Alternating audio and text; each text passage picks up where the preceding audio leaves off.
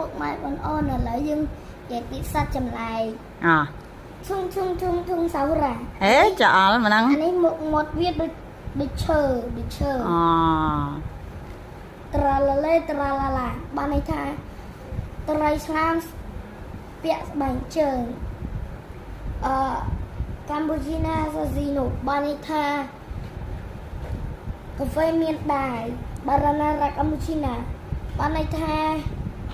កែវទឹកគឺជាមនីតាសរ៉ាបានន័យថាកែវទឹកមានជើងប៊ូម៉ាគីយ៉ូក៏គីឌីឡូនេះជាត្រីឆ្លាមកាត់ទៅត្រីឆ្លាមកាត់ទៅយន្តពូសរ៉ានឹងបានន័យថាកញ្ញានមានដូចប៊ូម៉ាគីយ៉ូឡូក្រគីឌីឡូហើយអន់ហើយទៅអូនេះហើយអានេះក្រេកគីរ៉បអានេះឡាបាសិនមកឌូយូចឹងបានហើយជំរាបលាពុកម៉ែបងអូនសូមឲ្យមានពពករងរី